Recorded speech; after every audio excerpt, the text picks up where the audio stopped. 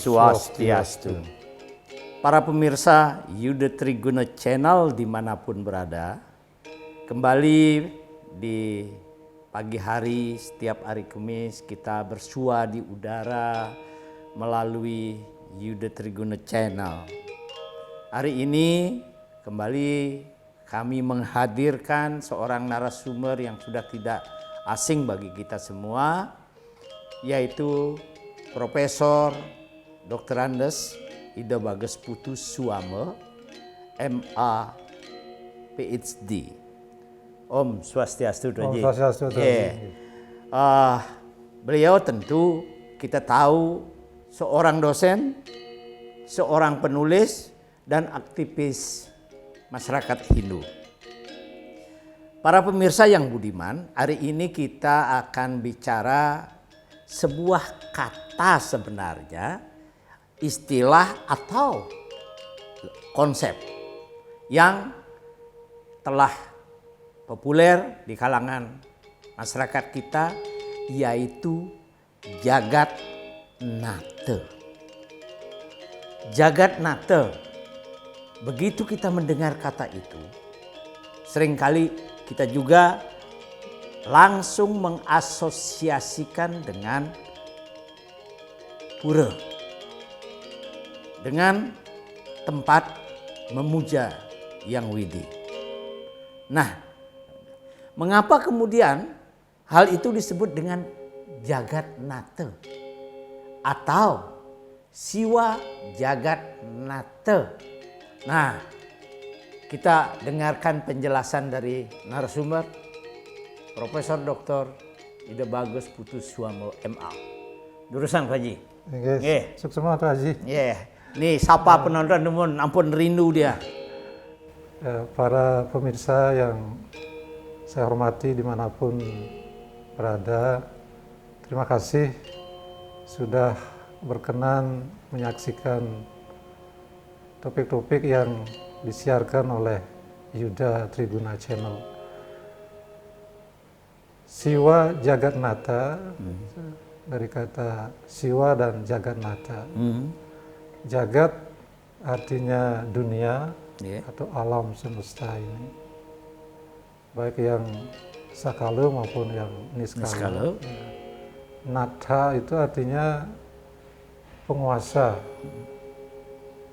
Jadi Siwa Jagat Nata, Siwa sebagai penguasa alam semesta. Mengapa beliau disebut penguasa? Karena beliau mempunyai kekuatan yang disebut dengan sakti, sehingga fungsi-fungsi kosmis beliau seperti utpati, mencipta, stiti itu memelihara, dan pralina atau pralaya itu mengembalikan semuanya ke asalnya. Jadi dengan kekuatan sakti itu beliau bisa melakukan apa saja. Nah, di dalam teks Suraspati Tattva, ketika membicarakan bagaimana evolusi dunia itu terjadi, dimulai dari kekuatan yang disebut dengan Purusa Tattva, yaitu Siwa Tattva, yang bersifat cerdas, kecerdasan alias cetana. Kemudian bertemu dengan unsur kebendaan atau non kesadaran, atau lupa, acetana atau lupa, yang disebut juga dengan prakrti. Maka kesadaran beliau dari yang paling atas, yang paling tinggi disebut dengan Paramo Siwa Tattva, yang sangat gaib. Sunia beliau tidak terpikirkan, tidak terjangkau oleh apapun kemampuan manusia. Serba nirguna, nirupa, dan seterusnya. Lalu beliau setelah bertemu dengan acetana, kesadaran beliau itu menjadi berkurang, sehingga beliau disebut dengan Sada Siwa. Nah, dalam posisi Sada Siwa lah beliau bisa kita kira-kira bayangkan. Ya. Mengapa demikian? Karena pada saat beliau berwujud, bermanifestasi sebagai Sada Siwa Tattwa, Ya. beliau mempunyai sakti. Batara Sada Siwa, Sira, Pinaka Palunguhan Nira, Padmasana, Padmasana ngarania sakti, sakti ngarania Cadu Sakti, Wibu Sakti, Prabu Sakti, Inanda Sakti, dan Kriya Sakti. Nah, jadi di sana dijelaskan sebagai ide Batara Sada Siwa itu berwujud sakala niskala. Ya. Sakala niskala. Nah, saya sedikit tambahkan informasi dari tradisi Siwasiddhanta di India, bahwa pada tahap beliau berwujud Paramasiwa, beliau diwujudkan sebagai lingga. Ya. Karena beliau niskala. Ya. Pada wujud beliau sebagai sakala niskala, Sada Siwa, beliau diwujudkan sebagai mukha lingga. Dan beliau sebagai siwa yang merasuk ke alam semesta, ke tubuh-tubuh manusia dan seterusnya. Siwa atau siwatmika atau atmika tattwa, di sanalah beliau diwujudkan dalam bentuk arcana, sorry, arca, Ya. atau perlingga. Jadi Lebih konkret. ya, Dari yang abstrak Iya. ke yang konkret. jadi di sini beliau maha kuasa, maha kuasa, menguasai segalanya. Karena itu disebut dengan Jagannatha. Nah, dalam puja pangastawa para sulingit, Ya. para sadaka, para wiku, Ya. jadi beliau karena seperti itu keadaannya, beliau berwujud Sada Siwa, Sakala Niskala, Ya. ya, Arda Nariswari. Ya. Nah, beliau dipuja di pelingih Padmasana itu sebagai Arda Nariswari, atau juga disebut juga sebagai Siwa Jagannatha, karena kekuasaan beliau yang tidak terbatas, Ya. Wibu, Prabu, Inanna, dan Kriya Sakti. Jadi Siwa Jagannatha artinya Siwa sebagai penguasa dunia, alam semesta dengan segala isinya. Ya. Jadi kita telah mendengar istilah umum Jagannatha, sekarang berisi Siwa Jagannatha. Lalu kira-kira apa bedanya dengan sebuah konsep yang berkembang di India yang disebut Jagannatha? Oke, terima kasih Itu Haji. Niki menarik. Sepengetahuan saya di India, maaf mungkin saya terbatas juga masalah ini, Lord Jagannath atau Dewa Jagannath yang sangat terkenal, yang pernah ke India tahulah itu. Sangat terkenal perayaan pemujaan itu di kota Puri, Ya. di Odisha atau Orissa, di India Barat Daya. Jadi di sana Jagannatha itu memuja Vishnu atau Krishna. Pura-pura atau mandir-mandir yang ada di India yang banyak menggunakan kata istilah Jagannatha itu adalah kuil untuk memuja Vishnu atau aspek-aspeknya seperti Krishna. Jadi asosiasi kita ketika mendengar kata Jagannatha, itu sudah asosiasi kita, pikiran kita ke dewa Vishnu. Pemujanya adalah kaum Vaishnava.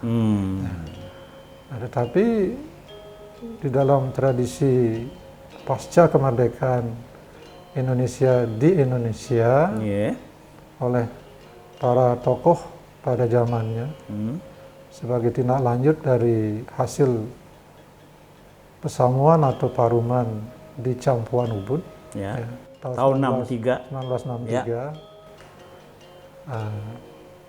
Lalu merespon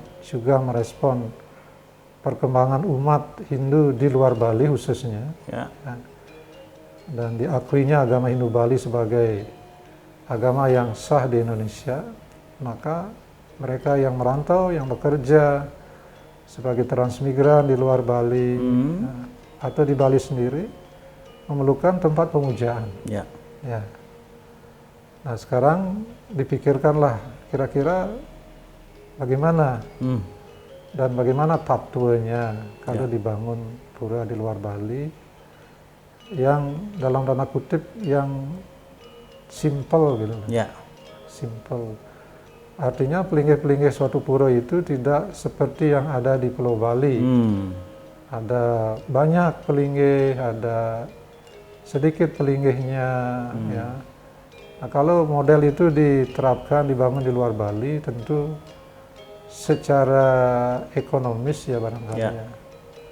Secara waktu juga akan kurang efisien, ya, kurang praktis, tanpa harus menghilangkan esensi dari pura, dari pemujaan itu. Maka dibangunlah suatu pura, saya sebut dengan model gitu, model Jagatnata, yang pertama kali dibangun itu di Denpasar, Bali.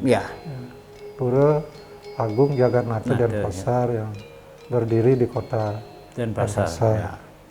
Nah, ciri khas dari pura model Jagatnata itu adalah pelinggih yang disebut dengan pelinggih Padmasana yang dibangun di Utama Mandalay. Ini yang pokok. Kalaupun ada space atau ada lahan, ada dukungan dana dan seterusnya, bisa dilengkapi dengan pelinggih-pelinggih yang lain. Ya. Tapi yang pokok adalah. Tapi yang pokok itu pelinggih Padmasana. Ya. Dan inilah sekarang dikembangkan di seluruh Indonesia. Ya. Di Bali sendiri juga kalau ada perumahan, kemudian ada sekolah, kampus, ya, kompleks bisnis, ya, dan sebagainya itu, ini yang dibangun. Ya, pelinggih Padmasana dengan sebutan puranya ya silakan bermacam-macam, ya, boleh. Tapi bentuk pelinggihnya adalah Padmasana. Tapi bentuk pokok dari pelinggih pokok dari pura model ini adalah Padmasana. Nah ini sekarang berkembang di seluruh Indonesia. Ya. Kita tidak tahu berapa jumlahnya, mungkin sudah ribuan, ya. Dan ini Pura Jagatnata ini dibangun untuk menyembah, mengagungkan Siwa, memohon anugerah dari Ida Betara Siwa dalam wujud Ardhanareswari atau Siwa Jagatnata. Para pemirsa yang budiman, kita telah tahu sekarang bahwa dalam setiap pura Jagatnata, baik itu di Bali, baik itu di luar Bali, yang umumnya dibangun di pusat-pusat kota, di sekolah, di kampus, itu yang dipuja adalah Siwa Jagatnata, yang agak berbeda dengan istilah Jagatnath yang misalnya kalau kita mengacu pada Lord Jagatnath yang memuja Wisnu. Para pemirsa yang budiman, kita sekarang coba. Lalu dari mana Tuan Haji Prof bisa menyimpulkan bahwa yang ada di Indonesia, khususnya di Bali dan provinsi lain, bahwa yang dipuja itu Siwa Jagatnath? Adakah bukti-bukti autentik, misalnya dari puja, dari misalnya simbol-simbol yang digunakan untuk memuja beliau itu bercirikan Saiwa? Tadi sekilas sudah sempat saya singgung dalam teks tutur Tatwa, Oraspati Tatwa, dan belakangan saya lihat di Tatwa Jenana, Ya. Di sana beliau Ida Betara Siwa dalam wujud Sada Siwa. Beliau distanakan atau dipuja atau Palungguhanira itu berupa Padmasana. Padmasana itu apa? Padmasana tiada lain adalah sakti dari beliau itu. Beliau mempunyai banyak sekali sakti, ya, unlimited begitu bahasa Inggrisnya. Unlimited ya. Tetapi yang pokok 4 itu cadu sakti. Ya. Yang pertama itu Wibu Sakti, Ya. yang maha memenuhi nih, Alam semesta. alam semesta. Ya. Jadi di sana Wibuh. ya Wiyapaka, Wiyapya. Jadi yang objek itu pervaded, Wiyasapi. Yang meresapi itu pervader, Wiyapya. Jadi beliau meresapi. Ya. Ya. Tidak ada tempat yang sekecil apapun yang tidak beliau kuasai, masuki. Ya. Jadi Wibu. Ya. Ya. Lalu Prabu. Ya. Prabu itu lordship, ya, penguasa gitu. Natha, Menguasai. ya, menguasai. Ya. Tidak ada yang tidak beliau kuasai. Lalu Kriya. Ya. Kriya. Jenana dulu, Jenana. Jadi the knower. Ya. Jadi omniscience, omnipotent gitu bahasa-bahasa filsafat itu. Ya. Jadi beliau yang maha mengetahui apapun yang beliau ketahui. Ya. Dan yang terakhir itu Kriya. Ya. Kriya itu beliau tidak pernah sedetik pun tidak bekerja. Jadi selalu aktif Ya. bekerja. Jadi utpati itu utpati kerja, action. Ya, stiti juga action. Ya.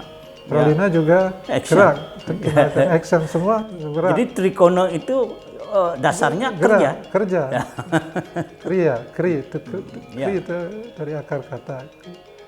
Jadi karena beliau bekerja, semuanya ikut dalam ritme beliau. Siklus kerja itu. Ya. Ya. Karena itu manusia itu walaupun bagaimana dia kepingin kerja. Kalaupun dikasih jangan kerja, dia sesungguhnya dia kepingin kerja. Karena dalam kerja itulah suatu kebahagiaan akan didapat. Nah, di dalam puja-puja, ya maaf saya tidak bisa karena itu wewenang otoritas Sulingge. Di sana pernah saya tanya, itu ada puja Siwa Jagatnata, ada puja Siwa Samuha, ya, dan sebagainya.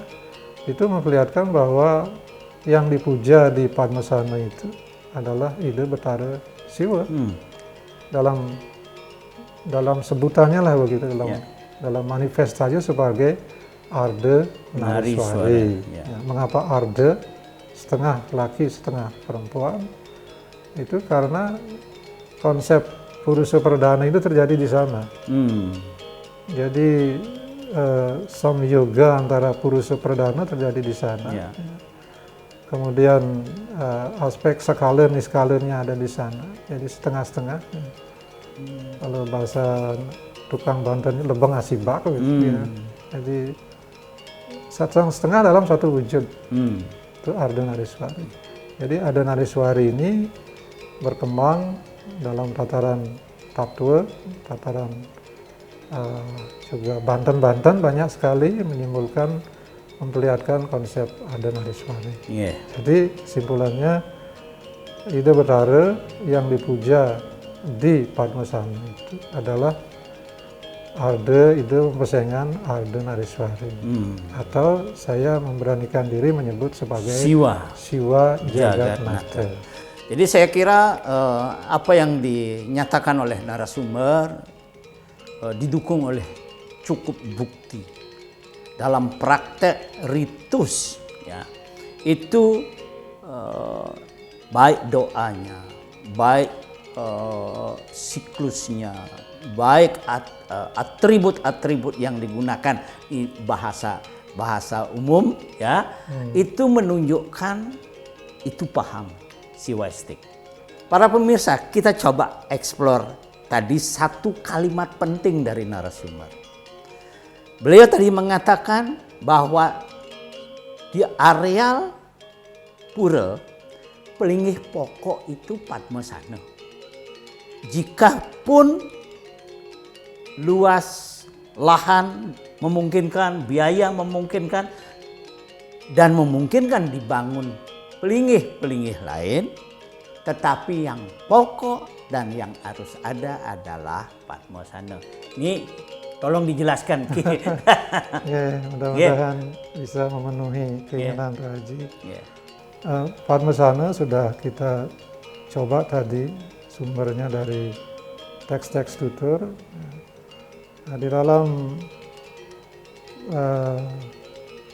praktik yoga itu juga ada namanya aswasana disebut dengan Padmasana. Padmasana ada dua jenis, ada Padmasana dan Ardha Padmasana. Keduanya itu sikap duduk bersila, sikap duduk bersila sempurna dengan tulang belakang tegak lurus, kepala, badan, pantat, ya, itu tegak lurus.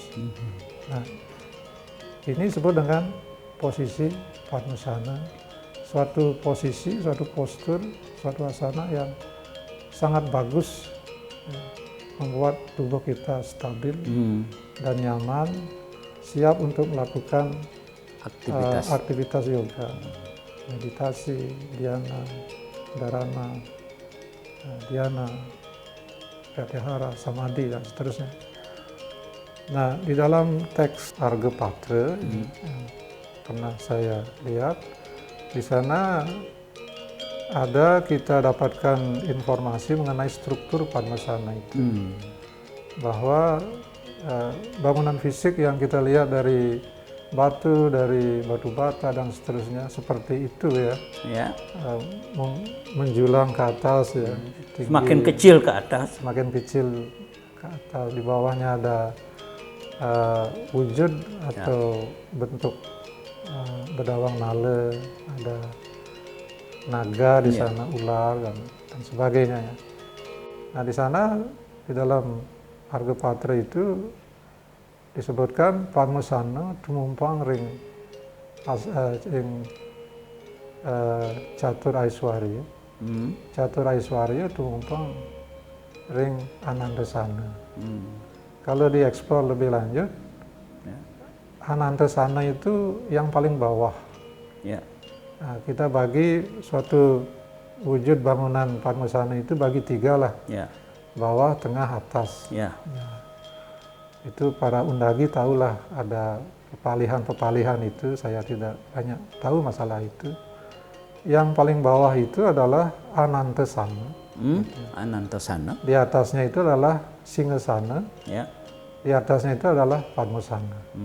Dari bawah Anantasana itu paling bawah sebagai dasar daripada bangunan ini ya, bangunan yang disebut dengan Padmasana itu adalah Anantasana berwujud segitiga. Nah, secara arsitektur itu susah kita membuat segitiga di bawah, tetapi konsepnya segitiga seperti orang duduk Padmasana itu. Kalau kita perhatikan orang yang duduk bersila Padmasana itu segitiga dia, yaitu kedua ujung lututnya itu itu dua titik, dan di belakang di tulang belakang kita itu satu titik.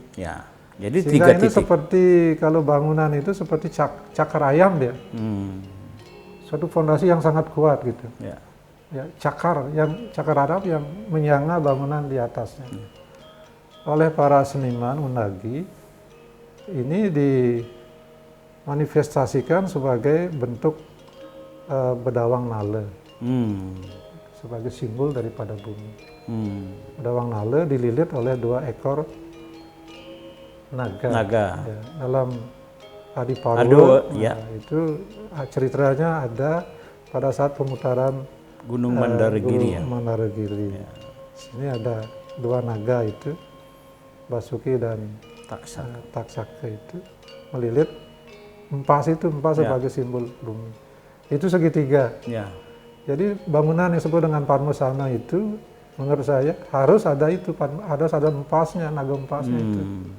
Dawang nalenya harus ada. Apabila tidak, maka sebutannya bukan lagi Padmasana, sebutannya lain, Padma apa begitu. Ya, misalnya Padmasari. Padmasari, atau Padmacapa. Ya. Nah, di atasnya ini mulai dari Karang Asti, yang disebut dengan Palih Taman, itu Singgasana. Singgasana segi 4. Segitiga, yang di tengah segi 4. Segi 4 ini sebagai simbol dari Catur Aiswarya. Segi 4. Nah, di atasnya ini baru disebut dengan Padmasana. Padmasana itu bundar. Bundar. Ya, yang di atas ini disebut dengan bundar itu. Bundar, kalau secara fisik tidak bundar. Ya. Tidak bundar, tetapi imajinasi tatunya itu bundar. Karena pada saat pembuktiannya itu pada saat menang pedagingan yang di atas itu. Ya. Itu ada simbol bundar di sana. Para pengikut tapi ini tahulah masalah itu. Nah, sekarang sedikit saya ke India. Di dalam tradisi Shaiwa Siddhanta yang ada di India Selatan itu ada 2 tambahan di sana. 2 tambahan. Nah, ini menarik juga kita bicarakan. Tadi saya sudah sebutkan Anandasana, Singgasana dan Padmasana. Nah, di India seperti itu juga. Sekarang ditambah Vimalasana. Di bagian mana? Di bagian mana? Mari kita bicarakan. Vimalasana, ya, itu segi 6. Ya. Dan Yogasana, segi 8. Segi 8. Sementara kita di sini Padmasana itu bundar. Ya. Kalau Yogasana itu segi 8. Nah, saya sempat bicara dengan beberapa tokoh juga. Ya. Walaupun 2 asana ini tidak disebutkan dalam teks-teks Nusantara, ya. Tetapi sudah included di sana. Sudah included. Karena 3 bentuk ini yang dominan dalam Banten itu. Ya. Bukan segi 6, bukan segi 8. Ya. Jadi kalau kita, ini tafsir saya sendiri, Vimalasana itu sudah masuk ke dalam Palih Taman itu. Yaitu pada unsur segi yang merepat-merepat itu, ya, segi 4 itu. Tafsir saya 2 asana yang disebutkan dalam tradisi Shaiwa Siddhanta yang ada di India Selatan, Vimalasana dan Yogasana.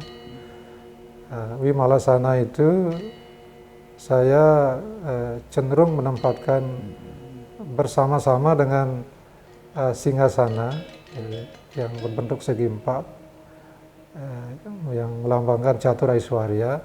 Sementara segi 6 itu saya ambil, saya tafsirkan sebagai posisi dik widik dan yang di tengah. Ya. Jadi kalau kita hitung dik widik itu 4 ya. Ya.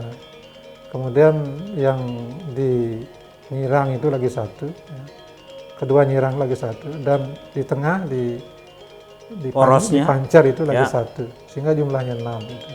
Sehingga konsep itu dik widik dan yang di madhya itu tengah. Sementara Yogasana itu yang 8 itu saya tafsirkan sudah bersama dengan konsep Padmasana itu, bundar dan segi 8. Segi 8 ini karena beliau berwujud sebagai Ardhanarishwari, beliau mempunyai Astadala itu, ya. Astadala, Asta Aiswarya. Itu sebabnya itu disimbolkan sebagai berkelopak atau segi 8 sebagai wujud Yogasana. Jadi sudah menurut saya itu sudah included di sana dalam bentuk konsep segitiga, segi 4 dan bundar. Ya. Jadi keseluruhan itu bukan Padmasana. Ya. Tetapi kalau kita lihat per palih itu hanya yang bundar sana sama dengan Padmasana. Ya. Jadi itulah konsep tato dari Padmasana itu sebagai pelinggih Ida Betara Siwa dalam wujud Ardhanarishwari atau Siwa Jagatnata. Lalu bagaimana implementasi dalam kehidupan sehari-hari tentang fungsi dan kedudukan Padmasana? Masuk semua tuh Haji. Bagaimana kita mengaplikasikan dalam kehidupan sehari-hari secara real ya, secara kehidupan sehari-hari itu cobalah berlatih duduk Padmasana. Ini akan sangat bagus untuk kesehatan ya, kesehatan fisik kita. Duduk dengan bersila, ya, lutut, ya, dan ini tegak. Tegak. Ini baik. Ini pengalaman saya itu sangat bagus. Kalau belum bisa mungkin dibantu dengan matras tipis dulu ya, mungkin di senderan di tembok atau ada yang bisa menyangga tubuh kita dari belakang gitu. Itu lakukan semampunya untuk mempersiapkan diri kita melakukan pemujaan, sembahyang, meditasi dan seterusnya, itu sangat bagus. Yang kedua, menempatkan tubuh kita itu sebagai tempat suci bersemayamnya Ida Betara Jagatnata dalam bentuk roh dalam diri kita. Itu implikasinya luar biasa itu, kalau bisa menempatkan tubuh kita, diri kita sebagai stana Tuhan. Ya, konsekuensi memang seperti itu. Jadi kita membawa tubuh kita kemana-mana ini, ya kita kemana-mana membawa tempat suci, temple lah bahasa Inggrisnya, membawa pura kemana-mana. Sehingga kita tidak bisa main-main, semau gue memperlakukan tubuh kita. Karena di sana di dalamnya ada beliau. Dalam wujud apa? Dalam wujud antahkaranya. Dalam wujud apa? Dalam wujud nafas. Kita diberikan nafas sebagai ciri hidup. Beliau ada di sana. Nah itulah perlunya merawat tubuh kita, merawat tubuh dengan berpikir pola pikir yang baik, yang benar, pola makan yang baik, yang benar, bicara yang benar, pola gerak yang baik dan benar. Ini akan mempersiapkan pelaksanaan aktivitas profesi kita masing-masing. Ini suatu hal yang sangat penting dan harus terus diingatkan agar kita menjaga, membersihkan temple itu, pura itu, yang kita bawa kemana-mana, karena di dalamnya ada Ida Betara, Siwa dalam wujud penguasa Buana Alit, Buana Agung, Siwa Jagatnata. Saya kira clear bahwa pertama, konten ini telah membahas dan menegaskan bahwa Pura Jagatnata itu adalah tempat memuja Siwa Jagatnata. Yang kedua, saya ingin menegaskan Padmasana sebagai ikon sebuah pura model Jagatnata itu secara struktur sebenarnya di bagian bawah penuh dengan simbolik, makna simbolik, terbuat dari 3. Kalau itu diimplementasikan dalam mikrokosmos badan kita bersila dengan posisi lutut dan tulang belakang itu seperti segitiga. Yang kedua bagian tengah itu singgasana berbentuk segi empat, dan yang paling atas itulah yang disebut Padmasana berbentuk bulat. Bapak Ibu sekalian, dalam memaknai Padmasana sebagai stana Siwa, tentu akan lebih baik kalau kita bisa mempraktekkannya dalam kehidupan sehari-hari. Sebagai stana Tuhan, tubuh ini harus dipelihara dengan baik. Dari pikiran Asubakarma, ya, dari perbuatan Asubho Karno. Sehingga tubuh yang kita analogikan sebagai stana Tuhan juga dapat memberikan vibrasi yang positif bagi tubuh kita kalau kita melatihnya secara sistematik. Tentu Padmasana yang ada di pura juga demikian penting. Setelah kita bersih, setelah kita suci, setelah kita stabil secara emosional, kita tangkil dengan penuh hati suci, pikiran suci, laksana suci, tentu akan nyambung antara mikrokosmos dan makrokosmos. Demikian saya kira konten ini disampaikan, semoga bermanfaat. Terima kasih. Om Santi Santi Santi. Om.